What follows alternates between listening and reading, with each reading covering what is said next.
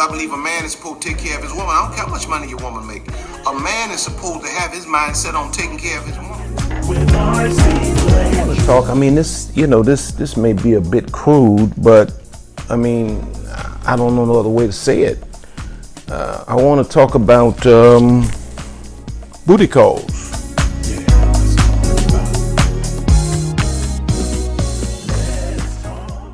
Hey man, RC Blakes here, and I am so excited to be able to talk to you today about the subject matter that we're going to discuss. And like I do all the time, I'll say once again, I am not a therapist, I am not a psychologist, I am not a licensed professional counselor. I'm a man and I'm a pastor. And I've been really looking upon the subject of narcissism and the narcissist and the impact that this is having on our society. And so I've gotten really a few emails from various people from really different parts of the world asking me to at least have a conversation, and that's what I call it, conversation. Asking me to at least have a conversation about the idea, or the reality, should I say, that many people live with, of co-parenting with a narcissist. And if you followed my discussions on the subject, you know that a narcissist is a person that, I guess the basic definition is that a narcissist is a person that has an inability to experience empathy, does not really know how to put another ahead of him or herself, is consumed with self-preservation and self-elevation, whereas a normal, well-adjusted person is capable of having narcissistic moments, but eventually comes back to a place of empathy where he or she can at least feel what another person may be experiencing, especially when that experience may be due to something that he or she has done, but not so with narcissists. And so the reality is that quite often we find ourselves in humanity, we find ourselves coupling with people who are narcissists, and sometimes the end is that children are conceived, and then you wake up and you discover, later on, after the so-called love affair has ended, and the reality of what you're dealing with, the monster, the toxic nature of the connection is revealed. You discover this after the children are conceived and born, and after the damage has been done to you. But now you're sitting here and you're saying, okay, now what do I do with this situation, because I do have a child by or with this person. Well, there's some things I'm going to share with you today, and I encourage all of you that may be, professional mental health agents to chime in and to lend your credentials and your expertise and your knowledge to the community in the comments. But I'll share some of the ideas or the thoughts that I have today coming from a pastoral perspective. The first thing I would say to you is, the first thing to consider is that you cannot successfully parent a child that you might have or that you do have with a narcissist as long as your heart is still soul tied.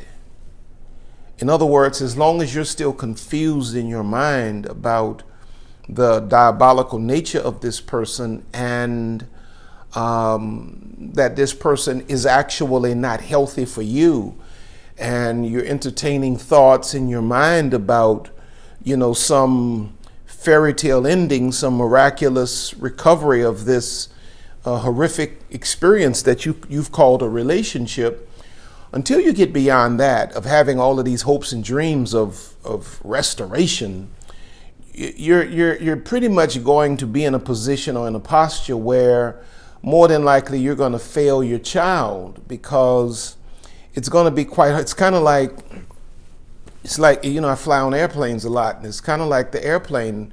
The instruction is, should the oxygen mask fall from the ceiling, make certain that you adjust yours first before you reach over to adjust that of a child or some other person that may not be able to do it for him or herself. And what's the wisdom behind that? You have to save yourself before you're able to save someone that's depending on you.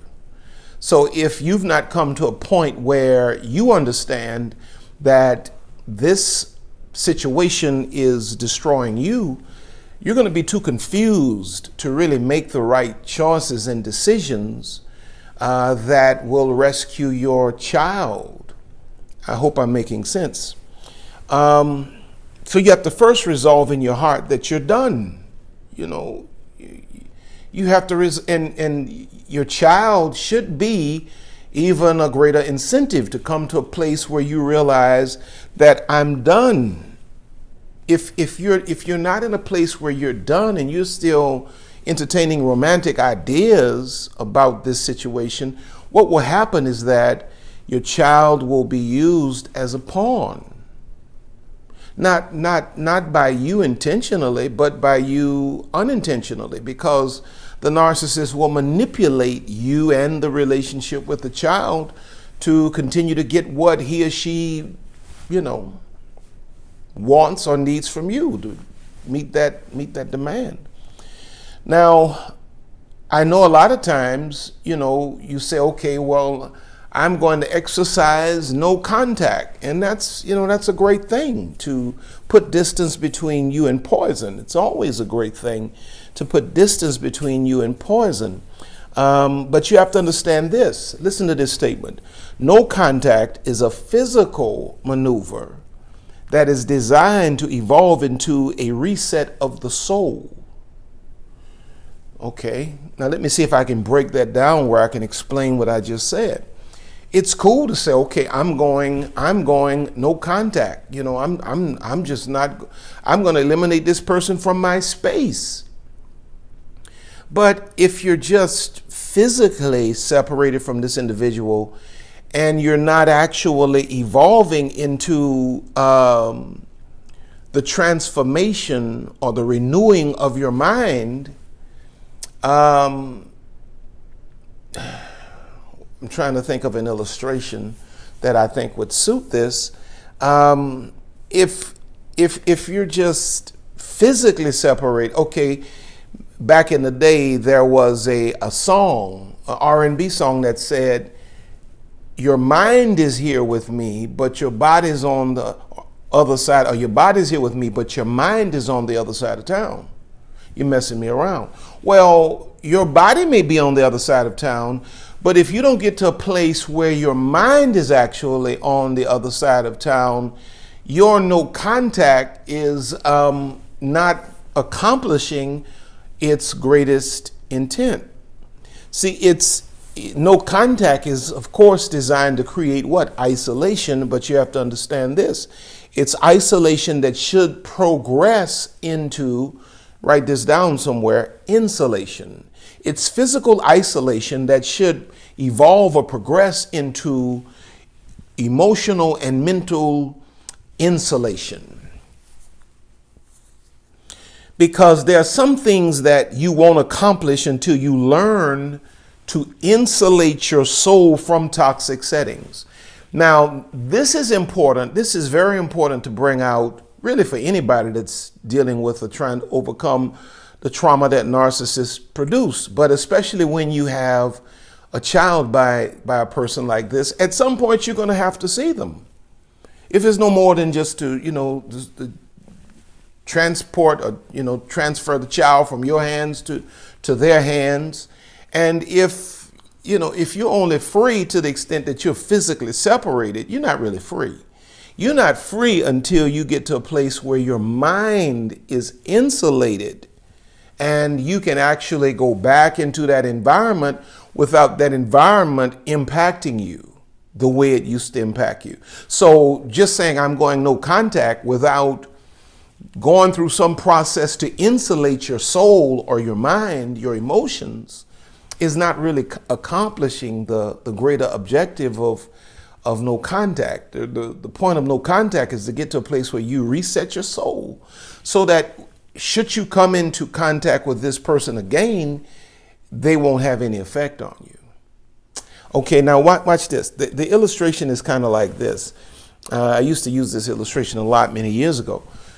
Not to teach this because I've just come into, kind of a quest for this knowledge. But it's kind of like this. Isolation versus insulation. No contact, of course, it speaks to physical isolation, but that physical isolation should bring you to a place where you are emotionally and mentally insulated. To the point that when something is insulated, it's kind of like this. It's like right now on the floors of the oceans of bodies of water, there are cables that are carrying electricity through water. The two don't mingle. The two don't match. It's a catastrophe to mix electricity with water.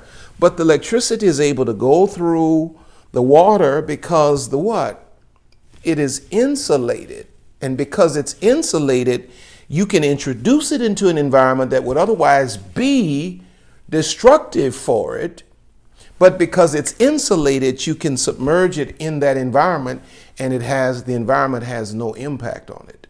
That's the purpose of no contact. While you're physically isolated from this person, you need to be wrapping your mind and your soul with certain truths and certain things and going through certain processes that you can be reintroduced into that environment, and that environment will have no impact on you because you're insulated.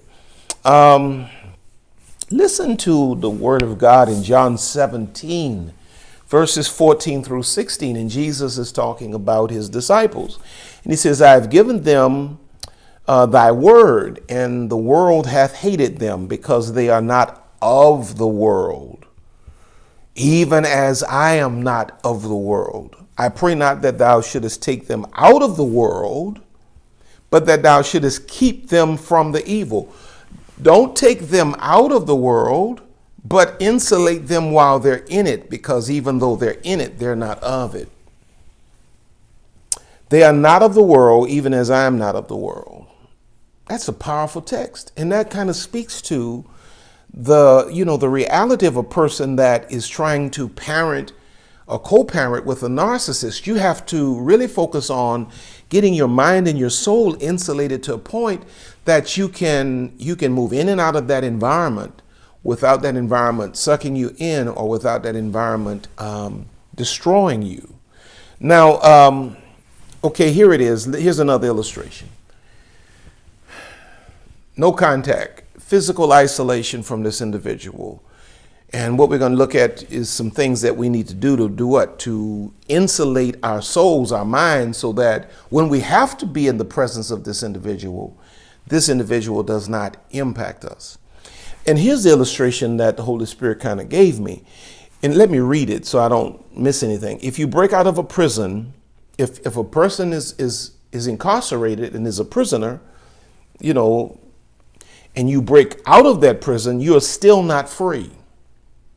Even though you may put distance between you and the prison physically, your mind is still there and your emotions are still there because you're still a criminal. You're still not free. The thought will always be on your mind of being what? Caught. You're always concerned with, am I going to get caught? And so it is with a lot of people who are, caught in situations where you create a no contact thing, but you've not really insulated your soul. And so you're constantly worried about, am I going to get caught up again? Am I going to get caught? I'm nervous about bringing the child because, wonder if they're going to say something that's going to draw me in. Am I going to get caught up again? So even though you're physically isolated, you're still not free. Like a prisoner that's broken out, your mind is still there. You're not free. Watch this. Speaking of the prisoner illustration, you're not free until you can walk away from the prison, look back at the prison, and smile and even return to the prison to visit without fear of being caught up again. That's when you're free. If you break out, you're not free. You're only free when you know your sentence is up. You've done your time and you walk away from that prison. You can look back at it and even come back and visit, I suppose, depending on what the rules are. So no contact doesn't become freedom until you are free mentally. No contact does not become freedom until you are free mentally. You know that you're free mentally when you can go back into the environment without the environment impacting you. Now, the first thing I will say to you is that you have, well, this is what I'm saying to you. You have to, I'm a co-parent with a narcissist, and I'm always on edge. I'm concerned. You got to take your power back. You got to take your power back. Number one, you got to command your own mental space.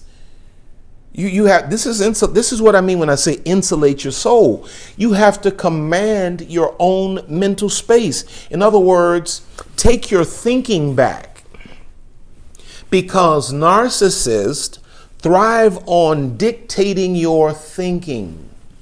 They'll say things, they'll do things, they'll infer things to do what? Create a certain line of thought in you.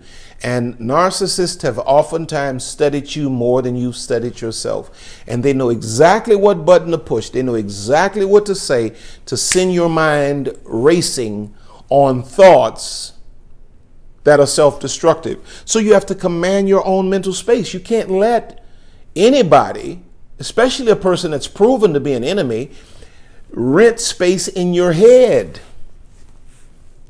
You have to command your own mental space. Listen to what 2 Corinthians 10:4-5 says. For the weapons of our warfare are not carnal, but mighty through God to the pulling down of strongholds, casting down imaginations, and every high thing that exalts itself against the knowledge of God, and bringing into captivity every thought to the obedience of Christ. I don't have time to break all of that down, but a stronghold is a thought system that works against you.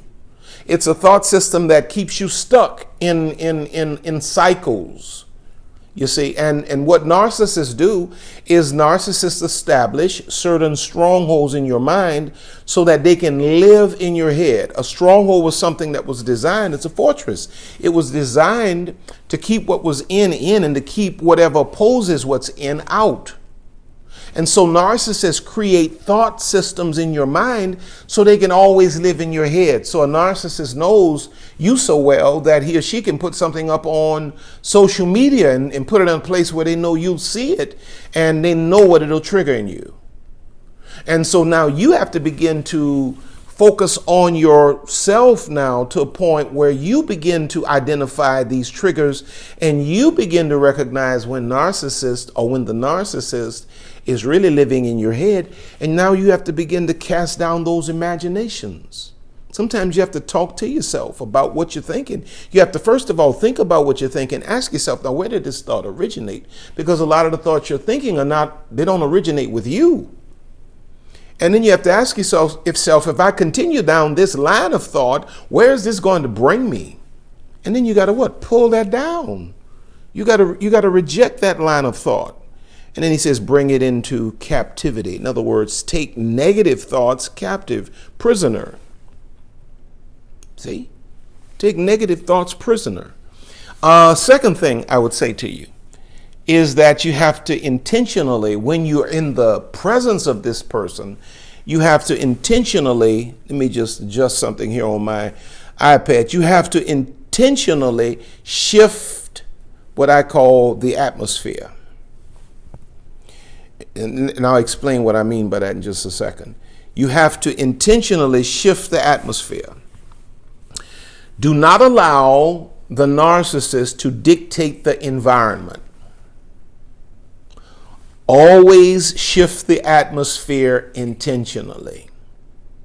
If they attempt, this is what I mean by this. If they attempt to create drama, introduce calm. And never, ever reveal your emotions.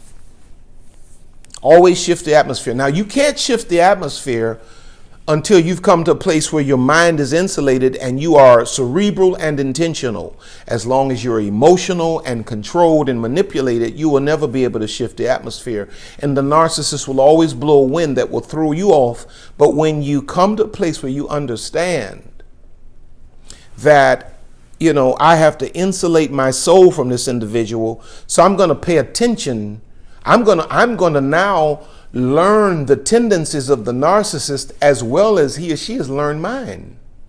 And when I know you're trying to go in this direction, I'm going to shift the atmosphere in another direction. I'm going to confuse you. Yeah.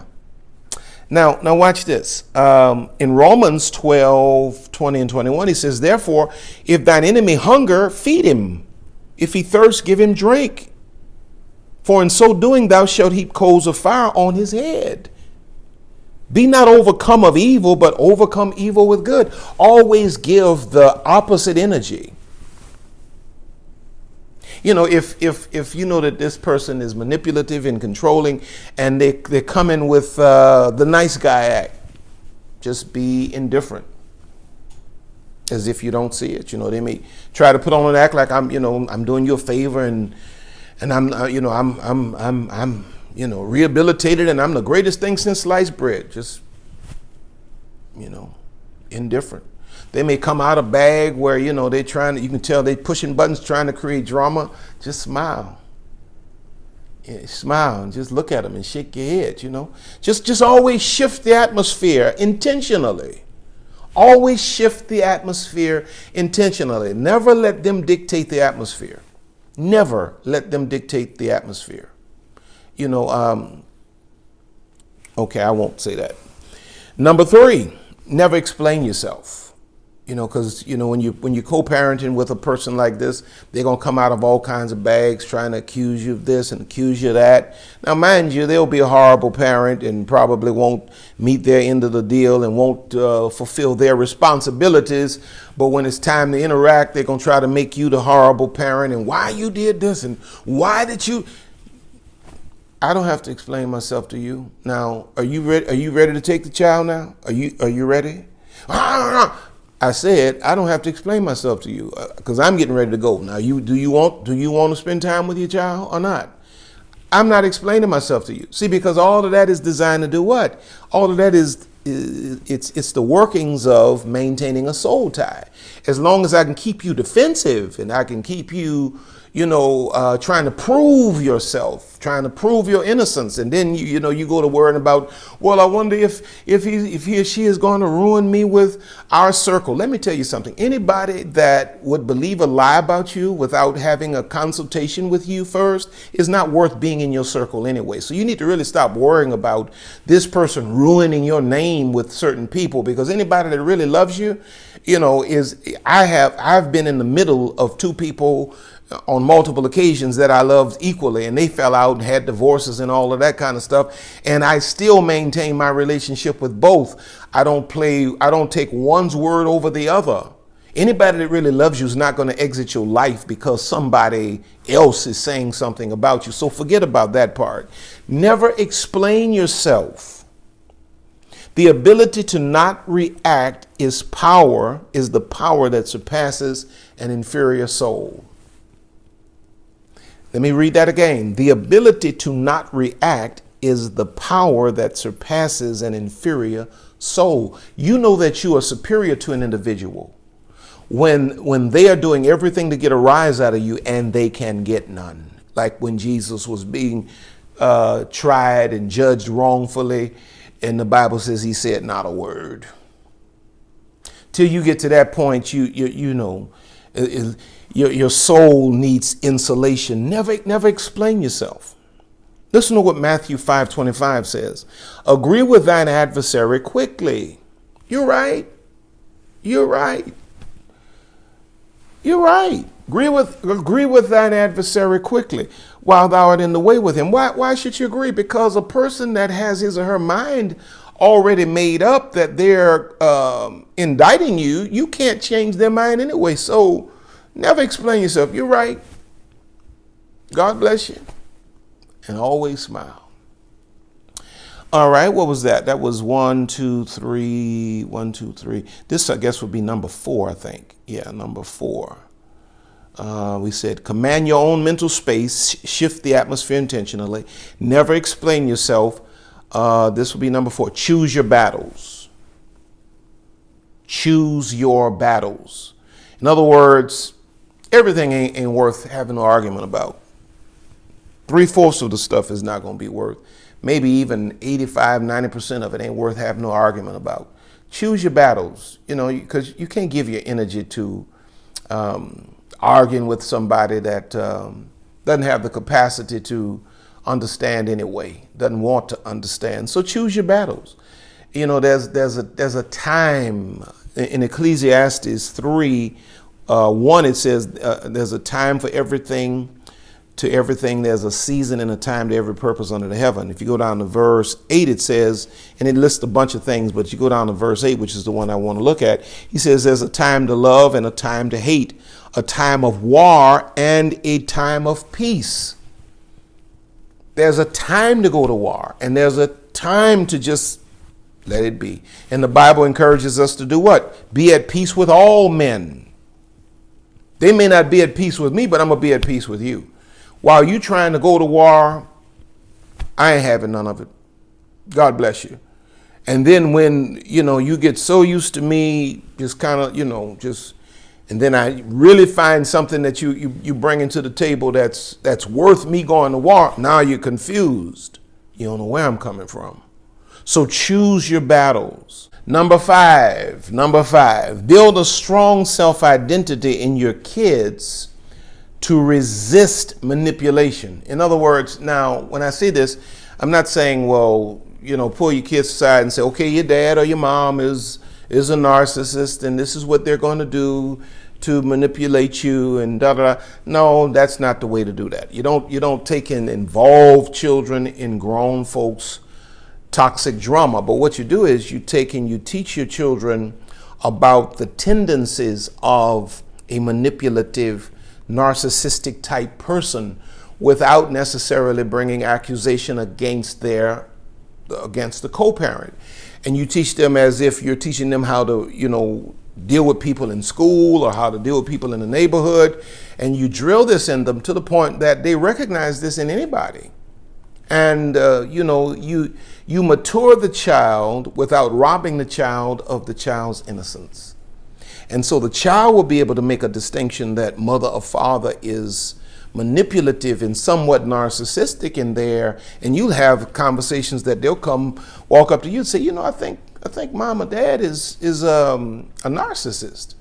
And you think so? You just kind of listen because you never really want to be guilty of pulling down the parent, but you let children discover the reality for themselves without robbing them of the experience or the ideal idea of a parent. Let them discover the flaws and the shortcomings for themselves, but teach them, build strong self-identity in them so that they will resist manipulation. This is why the Bible says in Proverbs 22:6, train up a child in the way he should go, and when he's old, he won't depart from it. Whatever principles you put in him or her, as they mature, they'll revert back. Their internal settings will be established on what you input. And in more cases than not, you're going to have more time with the children than the narcissist, because the narcissist doesn't, they don't really make great parents, nor do they really necessarily want to be. So you find yourself spending more time, which means what? You'll have the greater influence. And so you're able to establish the child's sense of self-identity and teach them how to internally reject manipulation. Now, there are a few things that I would say to you, and then I'm done, that you need to establish in the child when you start talking about, co-parenting with a narcissist. Number one, you have to make certain that they have a strong self-identity, which is what? Self-awareness. So this means you teach the child to have a voice. You're teaching them self-identity. What would you like? Why do you like that? You know, you have conversation with them. You allow their opinion to be respected. You know, you in areas where you can give them choice, you let them choose. You know, what you're doing is you are parentally, you are establishing self-identity. The child is learning. Don't force things on the child that the child really doesn't want to do. Find out what it is that they're good at, they feel like they're good at, what fulfills them, and kind of parent them in that direction. And you're building self-identity into them. And what self-identity does is self-identity, I was teaching this to the church, it's like establishing the foundation or the floor in a structure. In other words, you know, the floor tells me I can go no lower than this, not without very strong resistance. The floor tells me this is my limit in terms of how low I will go. And so when you work with the child with their self-awareness to generate self-identity, you're establishing a floor that when the child when life or anything presents something to the child that goes lower than the floor you've established, the foundation you've established, the child will resist that. So, oh no, I don't do it like that. No. So now the child is not only learning this from you, but you're also insulating the soul of the child to be able to function in toxic environments where people are always going to try to bring them lower than they should go. I hope this is making sense. The second thing you need to do is not only work on the child's self-awareness or self-identity, but then you need to work on the child's self-esteem. And how do you do that? Celebrate every little victory. Make them feel great about themselves. You know, just build them up. Build them up every time they do something great, man. Have a party. Just build their self-esteem. And what happens with self-esteem, self-identity establishes the foundation or the floor. How low? We can't go any lower than that. My self-identity won't allow. But what self-esteem does is it removes the ceilings. It removes the roof. It removes the limits. And see, so now you're establishing a mentality in your child that will be resistant to the subliminal frequencies of the other narcissistic parent, should they attempt to try to infiltrate the emotional and mental well-being of the child. You're establishing the child to be able to function out of your presence, in your presence, or in the world in general, in a healthy way, because most of the world is toxic. And then you have to, watch this, you have to train the child to be self-aware, to self-esteem, and then you have to train the child to be self-consistent. In other words, teach the child to make his or her goals and his or her growth priority. Teach him or her that they must spend time focusing on themselves so as to know who they are, so as to maximize their life. Now, the interesting thing is that, and I'll say this and I'll shut it down. I'm trying to find this statement so as to not, okay, here it is. I'll close with this. It's interesting, as I was pondering this, it's interesting that the thing that is needful to overcome a narcissist, co-parent, or just a narcissist in general, is a thing called what I call balanced empathy. And balanced empathy is where you, watch this, you learn how to reel your empathy in when it's going too far, and you learn how to focus on yourself, because therein lies the real soul tie, the real hook that traumatizes one's life, is when that toxic empathy, and that's empathy that becomes self-destructive, causes me or you or us to focus on this other person so much so that we never turn our focus on ourselves. And so these are just some of my thoughts relative to how to co-parent with a narcissist. May I pray for you? Father, I thank you right now for the precious Holy Spirit. And I know that there are many, dear God, who are really dealing with the very things that I'm talking about. And now, God, I ask you to supernaturally just step into that situation and give them freedom and liberty from just the warfare that surrounds them, their everyday life because of this person. And God, let what I've shared with them, let it sink in, let it soak in, and let them absorb it, dear God, to the point that it begins to demonstrate itself in their daily behavior. And God, I call them free, I call them delivered in Jesus' name. Hey man, I'm R.C. Blakes, and if this is your kind of thing, I'd love for you to join our family.